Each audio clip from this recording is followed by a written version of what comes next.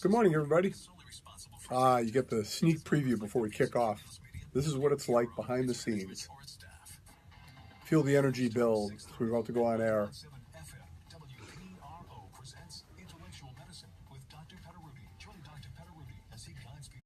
I didn't get my invitation yet to the royal wedding. I'm still waiting.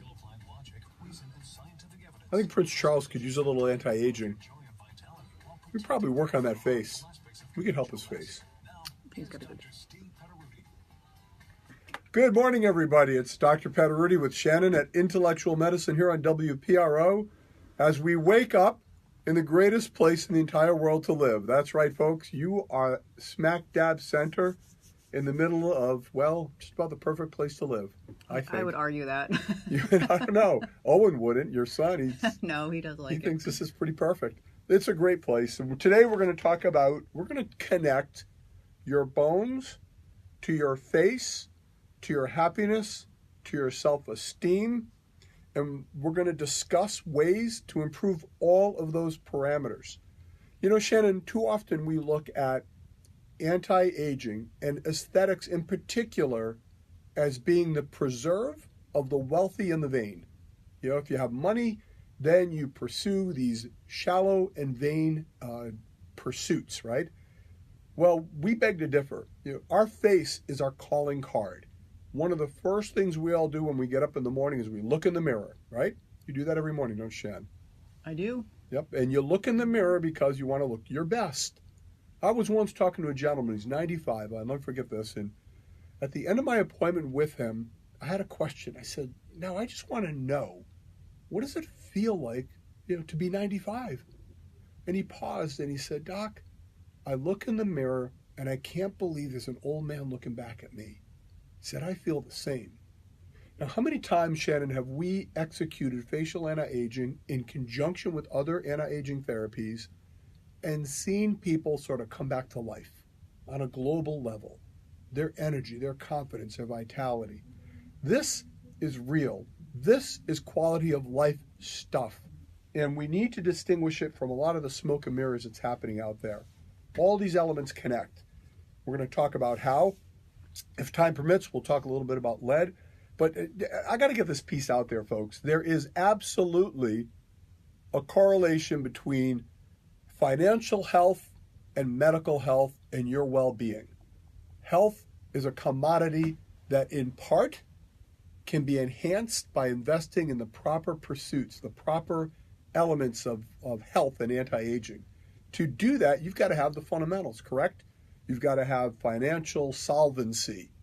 And now here we are, and I got to talk about that tower. Oh, you have to. This beautiful 600-foot tower that will enhance and alter the skyline of Providence, that will flood the city with thousands of tax-paying, restaurant-attending, shop-visiting, upper-middle-class residents right smack dab in the middle of Providence. The city of Providence put thumbs down so far, right?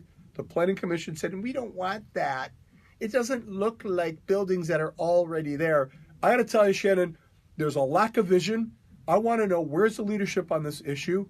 We're talking about the most important revitalization project yet to be brought to the drawing boards. A $250 million construction, flooding the city with vital living energy. You know, I want Rhode Island to become a sanctuary state. That's right, a sanctuary state for creative, vital, energetic, hardworking, wealth-aspiring people. That's the kind of sanctuary I want to see.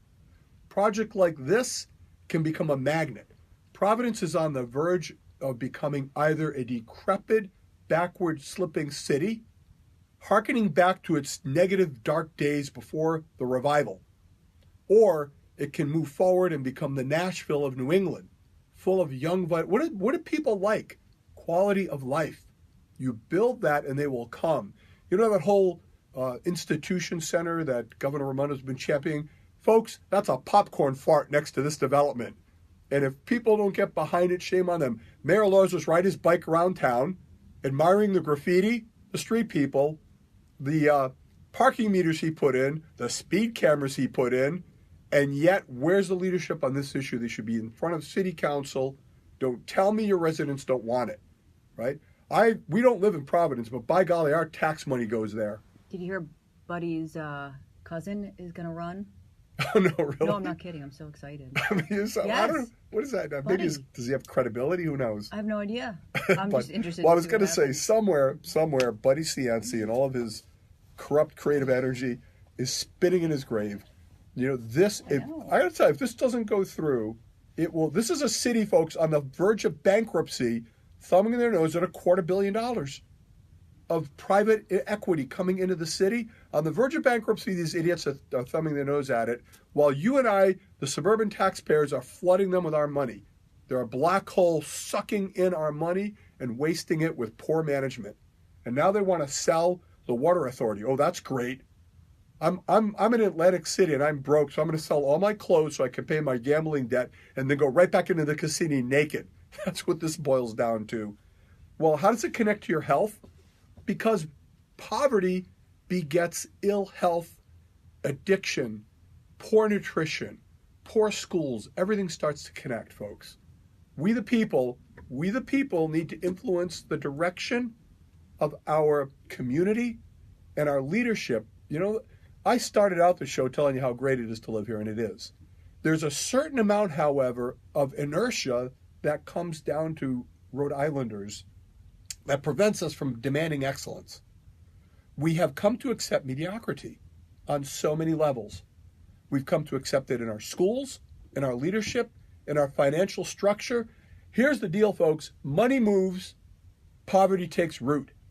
Just this month, a person I know left Rhode Island. All right, he still lives here, but it's 6 months and a day in Florida. And you folks know what that means, right?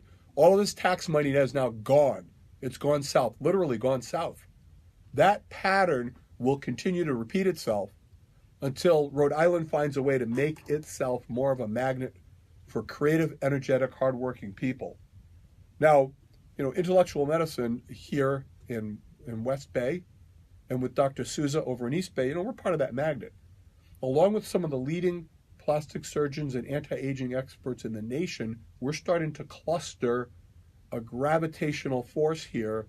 Rhode Island is becoming an anti-aging destination where you have some of the very best in plastic surgeons, some of the very best in hair restoration, and with the dawning of intellectual medicine, the absolute leading edge of anti-aging therapies. And we have developed this for you folks, not for the elite. This is for Rhode Islanders and Southeastern New Englanders.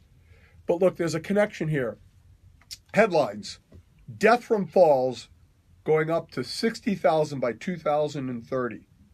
The flu death, by comparison, is 30,000. Another headline: a medical procedure designed to help correct osteoporosis has been shown to be no better than placebo, a failure. Another headline: hormone replacement therapy in women with the BRCA gene 1, that's a gene mutation that has an increased risk of cancer. Hormone replacement therapy in these women showed no increase in breast cancer. When we come back after the break, I'm going to tie these three stories together, and we're going to connect it to your face, your mood, your income, your health, and your well-being. I'm Dr. Steve Petteruti. This is Intellectual Medicine. We'll be right back. Everything connects, folks. It all connects.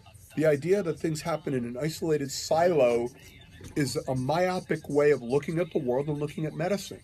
You know, the scientific method is fabulous, right? Remember the scientific method? We learned that in chem class. We're going to isolate all the variables, and we're going to have one thing we're going to look at. Well, that one thing is worthy of scrutiny, but in reality, in the essence of life, it's multifaceted. Look, you plant a tree.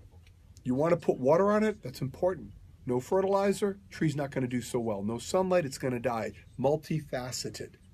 You look at our health, not the absence of disease defining that, but our global sense of well-being, energy, vitality, mental well-being, optimism.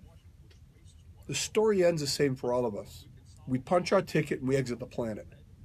What we do before that moment is what matters the most. Health span, not lifespan. We're going to be talking about the connection. You don't have to age the way humans have aged for the past 1,000,000 years. You don't have to just wait to become infirm. You don't have to shrink. You don't have to get weak. You don't have to lose sexual vitality. It's going to all be preserved. Nearly 100%. Totally preserved. We know how to do it. There's a lack of will. There's a lack of willingness to embrace this new change. It's kind of scary, isn't it? Hey, look, I get it. In the old days, you didn't have to think about this. You just got old like everybody else. You sat around the table playing canasta, looking at everybody around you, and they're all the same. Uh-oh. Now there's a pivot. Now you're looking around the canasta table, and the guy next to you, the woman to your right, they don't look the same. They look younger. They act younger. They feel younger. They're doing intellectual medicine, anti-aging. And you miss that train? Why would you not be on it? Why would you deny yourself this benefit? The only reason is because of fear and uncertainty. I fear that something bad will happen, or I'm uncertain that the investment is worth it. Will this work? Look, we all have that unfunded liability. I know so many people, and as well they should, they're saving for retirement. They're looking forward to that next phase of life. What investment is being made on a regular basis in preventing the aging dynamic that will rob us of that vitality, the freedom of movement? There's a connection between bone, muscle, face, happiness, and life. We'll talk about that when we come back, but you guys get a heads up. So falling is not normal. People don't fall unless something's wrong. Okay, you can get knocked over, I get it. I'm talking about walking down the street and tripping on a curb. That kind of falling happens when you're infirm and you can't react to changes in your posture. When you get old, when you get weak. And falling doesn't make you die. It's hitting the ground and having a consequence. You hit the ground, you break a hip, now you're on your way out. You shouldn't fall and break a hip unless something's wrong with your bones. And what's wrong? They shrank. They became atrophic because you didn't have hormones put in your body when you should have. And now you have bones that are, well, wafer thin. I got a question if we have time. We got 30 seconds. Oh, then we'll do it the last. We'll do the next one. Well, I can maybe weave Why it is it into important when you get your thyroid checked to have your reverse T3 and T4 checked also? Okay, the reverse T3 and T4 we will get to. We'll do it on the next break. Stay with us. I promise to answer that on the next break. It's a very valuable question. Thanks for asking it.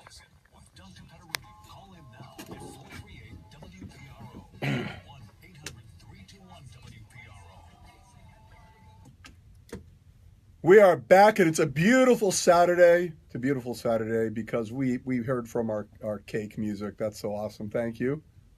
Thank you, Tessa, for a little cake. So here's the deal, folks. 60,000 people are going to die in 2030 from falling. They don't really die from falling, do they? They die from the cumulative consequence. Now, how does that connect to your face, to these vertebroplasties? Let me see if I can pull this all together for you. And by the way, make sure you tune in. It's going to Tessa. We're going to be on TV. It's going to be Monday on Channel 10 at 5 o'clock.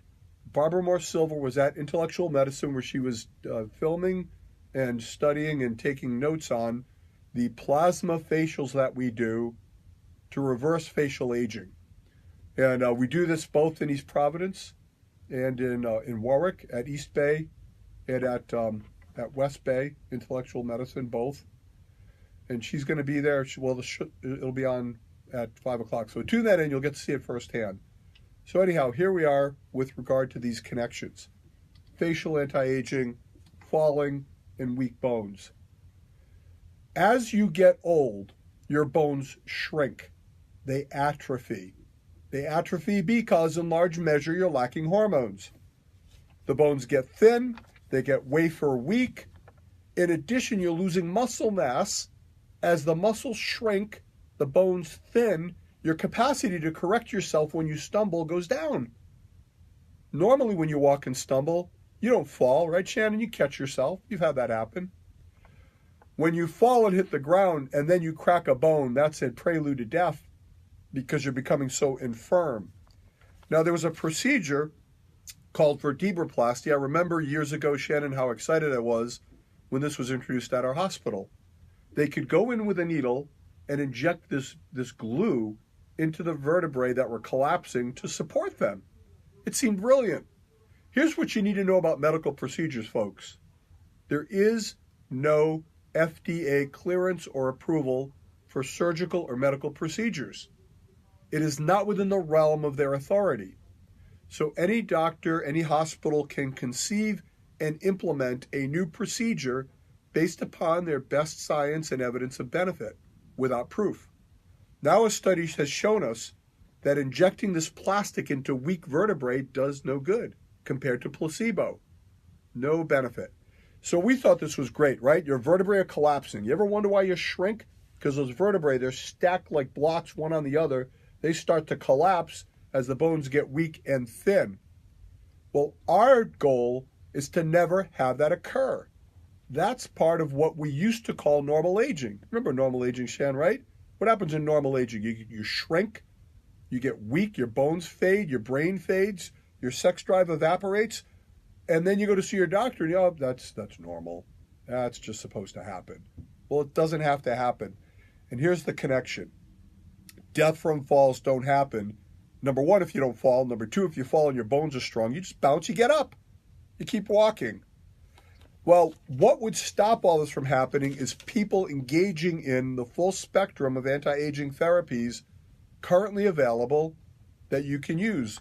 One of those elements, only one of them, hormone replacement. So here comes a study because people said, oh, that'll give you cancer. I don't want hormones.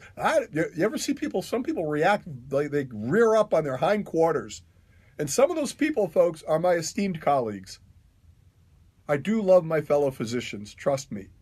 But they need to get their head in the game here on this issue and stop looking at 30-year-old studies. The poor thing, Shannon, I can hardly blame them, right? Here they are working their butt off. Can I tell you the morass amongst doctors, the depression is high. They're all being crushed by corporate medicine. That doesn't give them a right to not research new information. Well, it's tough. What does it take, 10 minutes? Google Right. search? All right. So all they have to do is listen to our show. Then we'll be up to speed. Here it is, folks. The study done from 1995 to 2017, multi-centered, reported in the Journal of the American Medical Association Oncology, April 2018.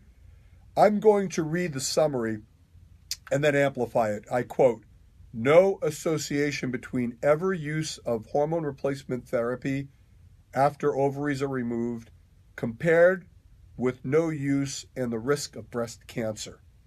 And these are women who had their ovaries removed because they had ovarian cancer. And these are women who had a BRCA1 gene mutation, which increases their risk of developing cancer. Despite those two elements, this group of women had no increased risk of breast cancer with hormone replacement therapy. And I should add, the hormones used were the old-fashioned horse urine crap that they were taking orally. Sorry, I probably shouldn't. But it's terrible, though. Why are we still doing this? Premarin and Provera. We know medroxyprogesterone, Provera, increases breast cancer risk. Okay, folks? That's horse urine. Don't take it. Don't take it. Please don't take it. Now, how does this connect to your face and why does it matter? Well, as your bones shrink, your facial bones atrophy. The cheeks get smaller. The face shrinks. The mandible shrinks. The skin gets lax.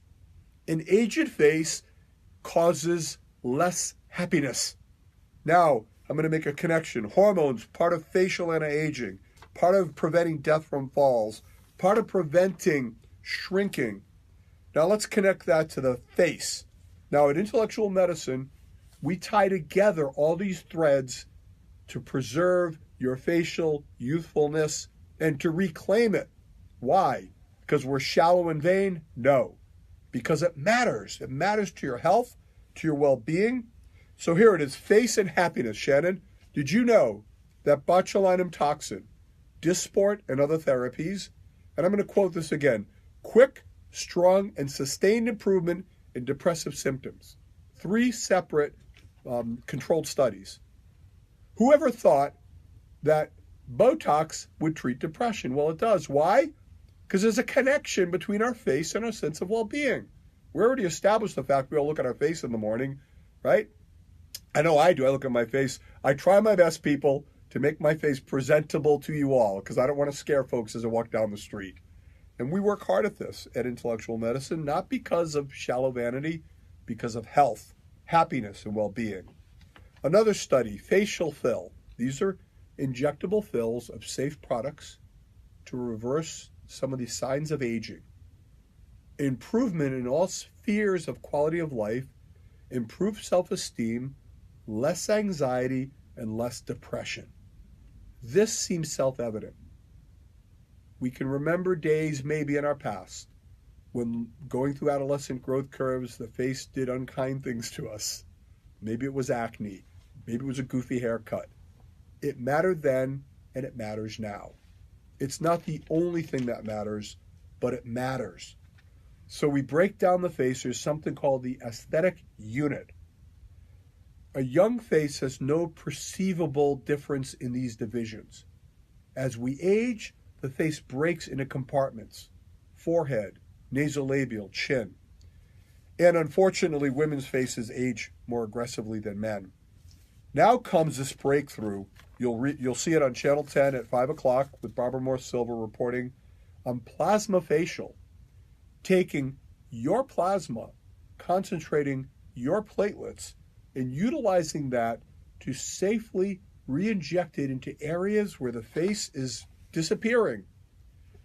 Histology studies done showed an improvement after 7 days of new collagen cells being formed, after 19 days of new blood vessels being formed, increase in healthy fat cells. You know, the face kind of sinks in different areas.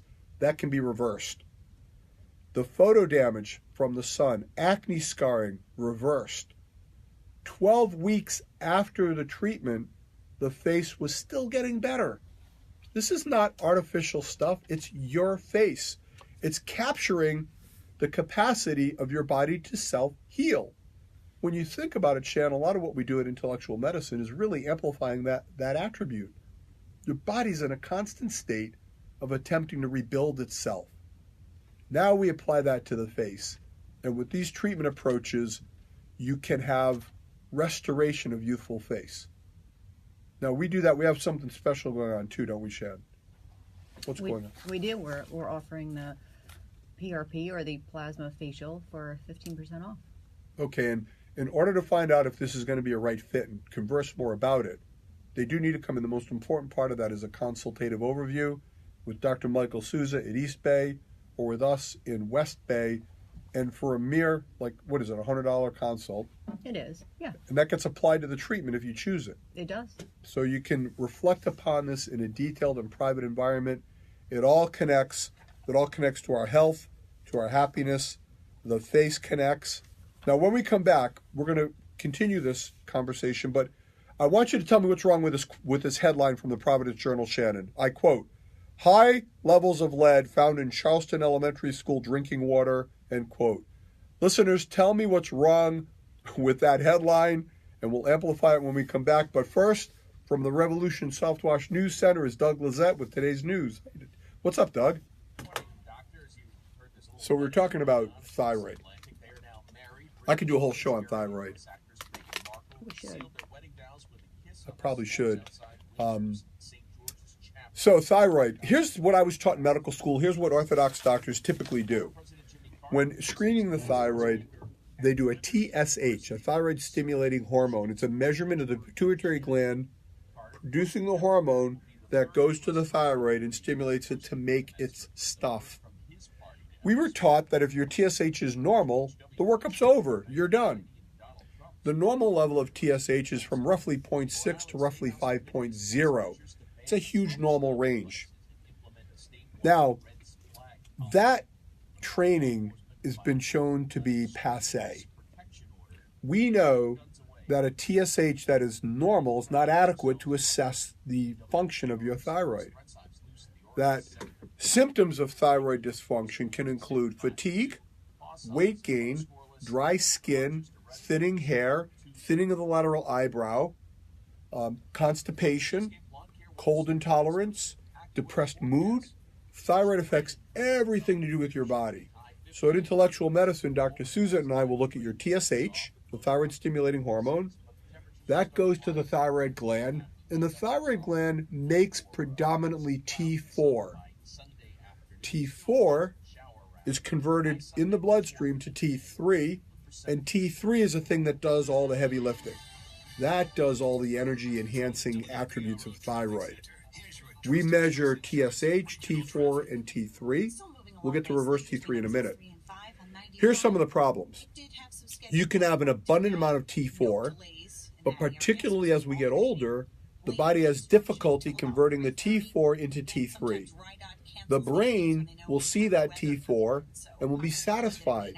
In other words, your TSH level will be normal, even though your T3 levels are relatively low. Micronutrient deficiency as well as aging can interfere with T3 production. Heavy metal exposure can interfere with hormone production. So there are a number of things that get in the way here. So we look at T3. If the T3 is normal, the T4 is normal, and the TSH is normal, you still could be suffering symptoms of low thyroid. Reverse T3 is a little understood aspect of thyroid. T4 can convert into either T3 or reverse T3. The reverse T3 can neutralize and undermine some of the benefit of T3. So you could have a normal T3, a high reverse T3, and not be feeling that great. In order to shift those ratios, we have to look at what causes them. Why is the TSH potentially normal? Reverse T3 is high. That can have to do with micronutrient deficiencies, as well as some toxicities that we've discussed. Ultimately, functional thyroid treatment involves treating the patient and putting that in front of the lab. When I was in medical school, we were always taught to treat the patient. In reality, we are beaten up and we are directed to treat numbers. Numbers are easy to follow. How many times, Shannon, have we had a patient come in and say, my doctor tested my thyroid and told me it was normal? Even people on thyroid replacement therapy are constantly being told, well, your thyroid's normal, your symptoms can have nothing to do with your thyroid because the test is normal. Nonsense. The test doesn't dictate what's normal, your sense of well-being does. Traditionally, we were taught to use T4 only. We were taught that in medical school that T3 was not needed because your body would convert the 4 into 3. Well, when you look at the history of that, a lot of that knowledge, using quotes here, knowledge, was being promoted by the pharmaceutical company that was manufacturing T4. And the T3 became passé.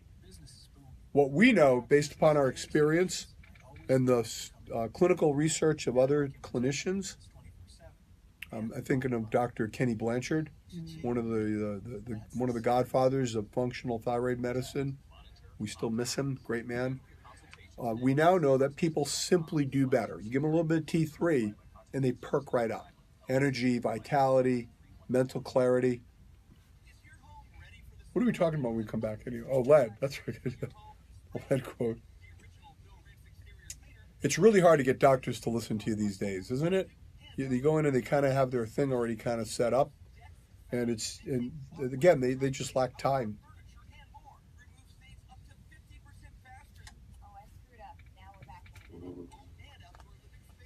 What do we have? More commercial cycle? Yeah, I missed. There were two that were 30 seconds, so I thought that it was a minute. But then there was one more that I didn't see, and it's this one, and that's a minute. So now we're back to that. And then I'll have one more commercial break after this section. Yes. Okay.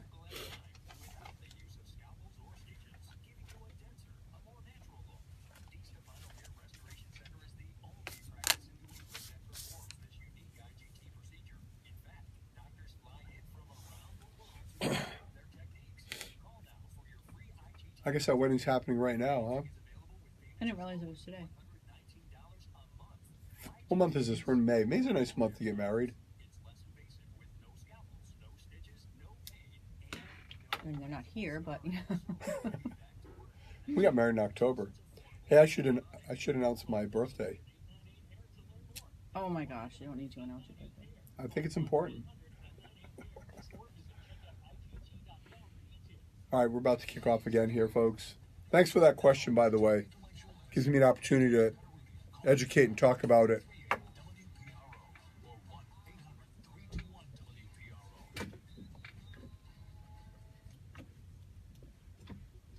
Yeah, we're back. Dr. Petteruti with Shannon. Shannon, I think you're that girl with a short skirt and a long jacket, you know, sharp mind. I love that song. I think about you when I hear it. So we're back, and we're going on that quote, but, you know, first an important announcement.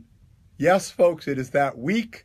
Next week, it's my birthday. We've been hearing about this for a month, by the way. Well, you know, you want to anticipate it. You want to build to it.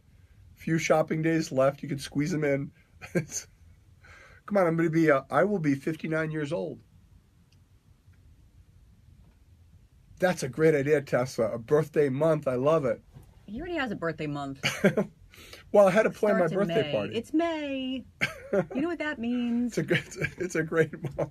So as I was younger and less enlightened, as my birthdays approached, I would be kind of like not happy, right? You're getting older. It's really exciting, though, when you can chronologically age. And I feel better now than I did 10 years ago. I'm leaner, stronger, I just feel more healthy. I guess that's a global way to put it. And I do not plan on aging. I mean, yes, chronologically, but the rest of it, you can mark me absent. I don't want any part of that. And a big part of not aging, folks, is protecting your brain. Now, I left with that headline. Tell me what's wrong with us, Shannon. And Tessa, you can chime in if you like as well. Quote, high levels of lead found in Charleston Elementary School drinking water, end quote. What's wrong with that? What's the fundamental scientific flaw in that headline? God, I hate questions people ask when they know the answer, right? They're designed to make them feel smart. Okay, so Tessa, any thought? You're spot on. That's right. You've exposed my weak ego. All right. Well, the flaw in the headline is the high levels of lead. High levels of lead is oxymoronic. The headline should read, lead found in the water. Lead is a pure toxin. A pure toxin. There's no such thing as a safe level of lead. None. The proper level of lead in water should be 0. Why do we accept any lead in our water? Well, it's misleading. It's misleading in the sense that it implies that there is such a thing as a high level of lead as compared to a low level, which one would presume is relatively safe. It is universally bad. The EPA has created thresholds of lead that's acceptable to be in our water with absolutely no scientific evidence of any merit or any safety associated with those levels. Everything we know about lead, everything, every study ever done correlates it with harm. Heart disease, hypertension, and yes, dementia and lost cognitive power. Studies from the Veterans Administration on Aging showed chronic low levels of lead inversely correlates with brain function. Simply put, more lead equals less brain. Of course we should care about this in our children, but it matters to us right now. Look, we've done lead testing at our centers for, well, years. We've done more testing than anybody in the state. Chronic lead that gets stored in your bone is a threat to your health. 400,000 cardiac deaths per year due to lead. Untold amounts of brain atrophy.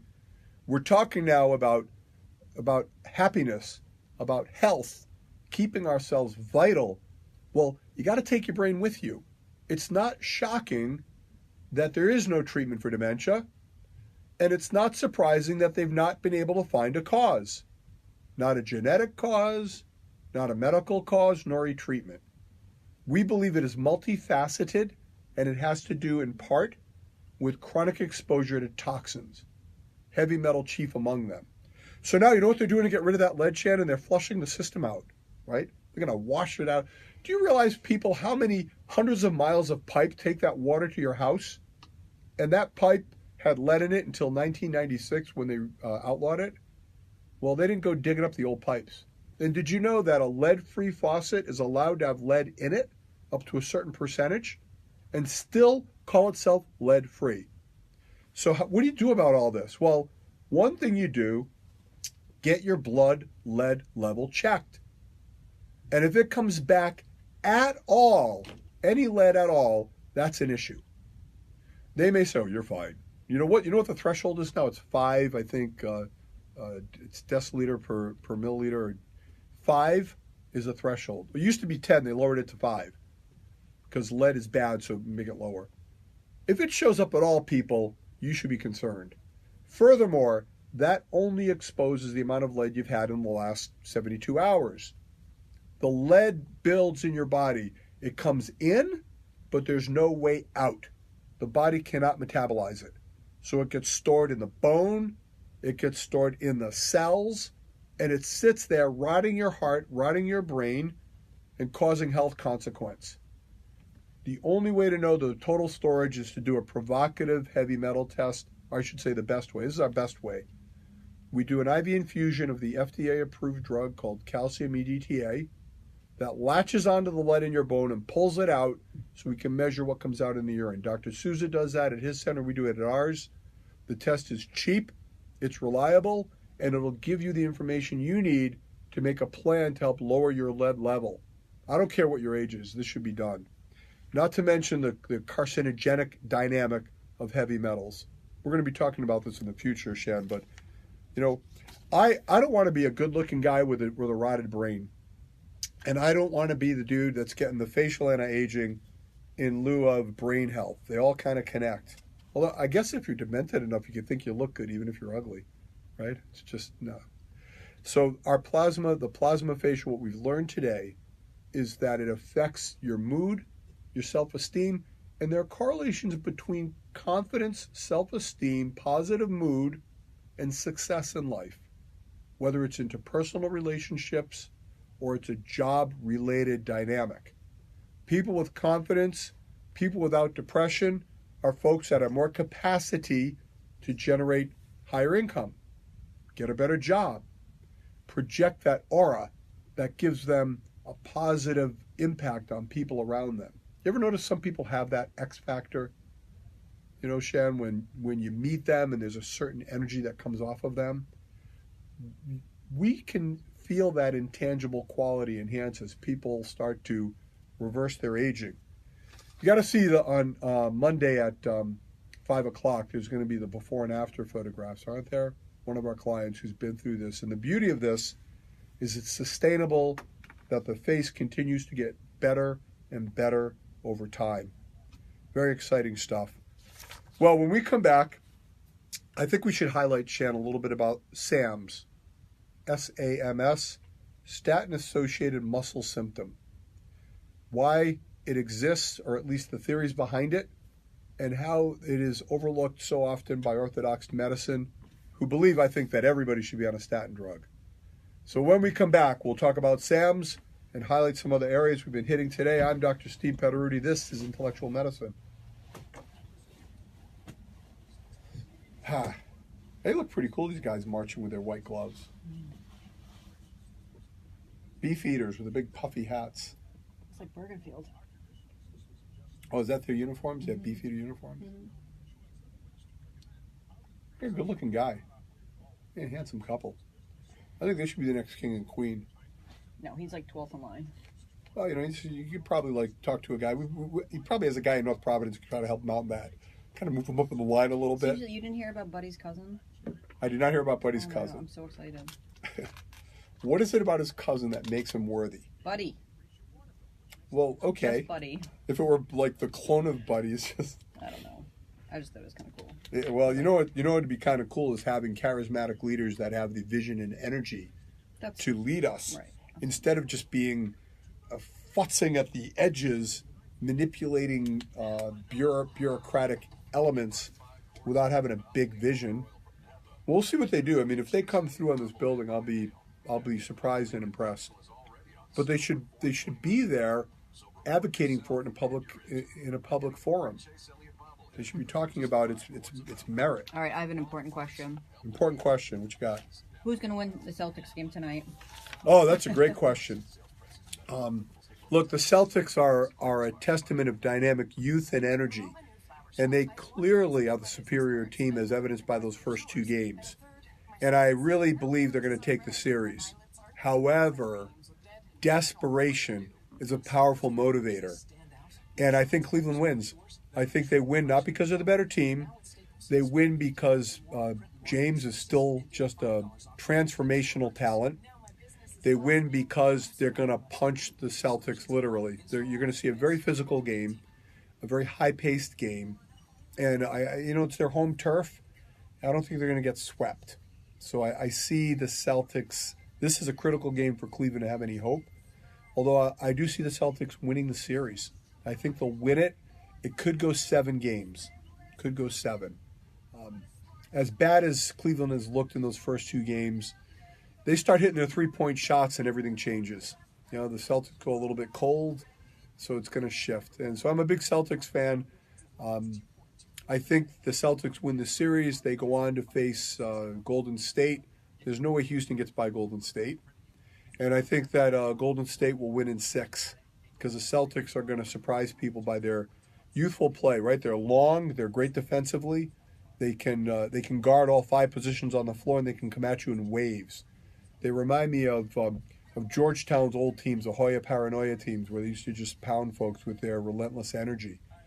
I think one of the most interesting things will be the off-season when they decide what are they going to do with all this talent. Arguably, the 2 best players are coming back off of injury. And now you've got this young nucleus that have shown themselves to be enormously capable. Only 5 guys can play. 1 minute to go. So, yeah, that's going to be exciting. You want to watch it tonight, Shan? Celtics? Be a good game. It'll be worth watching. I mean, I hope I'm wrong. But I do like LeBron James. I just don't think he gets credit. Incredibly intelligent. He's really deported himself very well when you consider he's been in the public limelight since he was 16 years old. He's had no normal adolescence. He has every reason to be like Justin Bieber, like kind of, off the rail, or like Tiger Woods and involute and explode. He hasn't done that, folks. He's been pretty steady. Just impressive guy. And I love the drama. Where will LeBron go next? Right? I don't see him staying in Cleveland.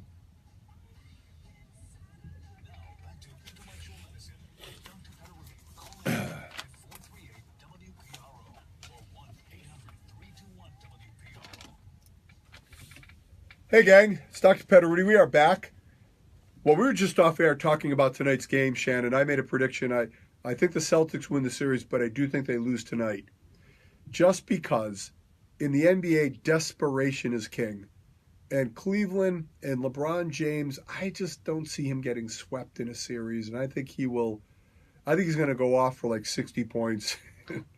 And I think that they'll take tonight's game. But I think they'll leave so much of their heart and soul on the court that the Celtics will win Game 4 and go on to take the series either 4-1 or 4-2. I think the Celtics can win the series. Very excited. But, for my birthday, since we're on that topic, we're going to be at the Red Sox game that day, which is so fun. Well, not that day, that weekend. Well, it's my birthday month. No. Okay. So we wrap the whole thing together. There was one time for my birthday I celebrated it by bench pressing 300 pounds. Remember that? Oh, everyone remembers that. I was 55 and I did 300 pounds. I could do that again. But here's the thing. I don't want to role model for you folks unhealthy behavior. And a single rep max is not a good thing to do at any age. You notice the NFL Combine, they don't do single rep maxes anymore. They take 225 pounds and they rep it out. So they do repetitions at deuce and a quarter. So that's my new thing I'm going to do, Shan. Next time I'm in the gym, I'm going to rep out 225, see how many reps I can get. At age 50, I'll do that at age 59. And we'll report back to you people how many reps I did, and that can become your personal benchmark. Oh, you have to stop. Why? It'll be good. Oh, we can make a chart. People can chime in. It's like Jack LaLanne. Every birthday, he used to swim with a bunch of boats. Remember that? Oh, I do remember that. He had this physical thing he would do. It was a marker. So if I do it, look, everybody has to have their own motivation. I'm asked this question very often, what kind of exercise is the best to do? And my answer is always the same. the one you like, the one that's fun, the one that you enjoy. In reality, any movement is good movement. There is such a thing as too much exercise. You can overdo it. You can cause harm by overextending. I happen to really favor strength training. I do believe that it has merit across the board. You don't have to rep out 225 to get value. You can do micro exercising with rubber bands and you're going to stimulate bone and muscle. As long as you have hormones in you. So often I'll see people will be in the gym and they'll say, I don't understand it. I'm exercising and I'm not making any progress. That's like sitting there in your Jaguar, putting your foot on the gas pedal and it's not moving because the gas tank is empty. Without testosterone at adequate levels, you cannot grow muscle appropriately. And all these studies on hormones are lacking that ingredient. Women, you need testosterone or you will suffer the consequence. And you know what? Women need it sooner in life than men do. Typically late 30s, early 40s, even sometimes younger, they can start to fall off the trail. The body starts to gain fat in the midsection, starts to lose energy, starts to become more irritable and short-tempered, losing sex drive, libido function goes away. These can all be signs of relative testosterone deficiency. And that's important because it holds on to your bone. Much better to prevent loss than to try to regrow bone. By the time a woman ceases menstruation, in some cases they've lost up to 25% of their bone density. The menopause begins years prior to the cessation of menstruation. And that is often overlooked. How many times you have people say, I went to my OBGYN doctor and they told me I'm not in my menopause yet. They tested me and they told me I'm not in it yet. We had a question about thyroid testing. Why do doctors not test reverse T3? And I'll tell you why, because they don't know how to interpret it. Many of them don't know that reverse T3 even exists or what to do if they see it. Most doctors don't test women for their hormone testosterone level.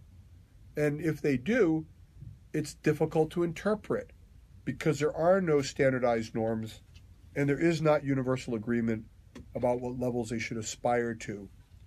Orthodox medicine has not embraced the science of anti-aging, has not pursued age prevention as a central element of health. That's why we went in the direction that we did at Intellectual Medicine, along with my colleague, Dr. Souza. There's one common denominator with all forms of illness and malady: aging. It's the risk factor for everything. Cancer, heart disease, dementia, they all connect to aging. The question we often ask is, what about aging is the connection? The mere fact that we've been on the planet is not a cause for these diseases to occur. Our body is not a machine that runs down. It is an organism that self-heals. The interference in the self-healing, the lack of support for that process, is what we believe accelerates all the disease entities connected with aging. And when you start to ask the right question, you can get to the right kind of answers.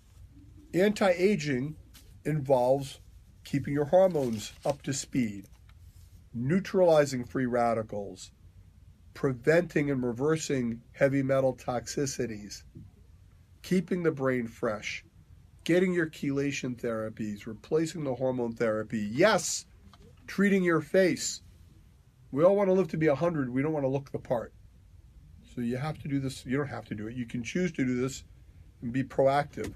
Anti-aging is not taking Lipitor as if it's some kind of shield against disease.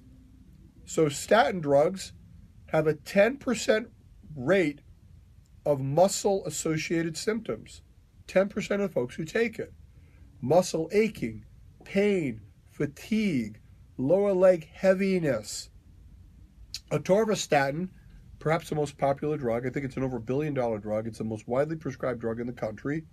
It lowers your cholesterol levels. Generates reactive oxygen species. Reactive oxygen species are free radicals that corrode your health, that damage mitochondria. Atorvastatin in animal studies, it's been shown to cause mitochondrial apoptosis. Now, in English, that means the battery pack of the cell is being destroyed. Apoptosis means death. Mitochondria are the organelles within cells that generate energy for the cell. One of the theories of aging is a grinding down of mitochondria, mitochondrial weakness correlating with accelerated aging. People have even correlated mitochondrial dysfunction with increasing cancer risk. Cellular health is based on mitochondrial health, and mitochondrial and cellular health is a foundation of our health. Everything connects. Free radical species amplification, muscle symptoms, mitochondrial death, and now a study showing that simvastatin blocked the adaptation of mitochondria to exercise. When we do exercise, we build stamina. You can run 1 mile this week. Next month, you can run 1.5 because you're adapting to the exercise. You're getting a training benefit. The training benefit comes not only from the heart and the arteries getting stronger, but from the mitochondria getting enhanced. In a study, they showed that simvastatin, a common statin drug, interfered with mitochondrial adaptation. The moral of the story is not that you should never take a statin drug. Let me emphasize. If you've had a heart attack, if you have known heart disease, if you're a diabetic, these drugs afford significant and proven benefit against heart disease. The point of this illustration is to be thoughtful and skeptical when the drug is recommended, to challenge the decision, to look at alternatives. If you're an otherwise healthy person with an elevated cholesterol, it does not mean you should be on the drug. It means that you should look at your overall risk for heart disease. Look at lead. 400,000 preventable cardiovascular deaths per year because of lead exposure. Look at your percentage of body fat. If it's above 35 for a woman, above 25 for a man, there's an amplified risk. These are other ways to address the same problem. Again, we're not selling you to quit your statin drug. Don't abandon it just because you heard me talk about it, but look into it. It is, in our view, highly overprescribed. We're here every week protecting you from orthodox medicine, some of their decisions, some of the prevailing advice, showing you alternatives to healthy living. Take a look at us Monday, 5 o'clock, Channel 10. Until then, I'm Dr. Steve Petteruti along with Shannon, wishing you 120 youthful, face-shining years. See you next week. What? Oh, hey, gang. Somebody's calling us. I know. Okay, we can ignore it. Well, thanks for tuning in. I really feel strongly that the Orthodox medicine has really broken themselves down to nothing more than a 5-minute appointment and a drug recommendation. Everybody knows nutrition is critical, but nobody spends any time thinking about it or focusing on it. Obesity causes over 1 million deaths per year, and it is ignored. Lead, 400,000 deaths per year, and there's vast ignorance about its effect on health. Hormone therapy, it's almost cartoonish. We've taken the headline and we've paralyzed further thought. Hormones are bad. Fat gets treated with exercise and diet. We're here to lead people toward a different level of health. Thanks for watching, folks. We'll see you next week.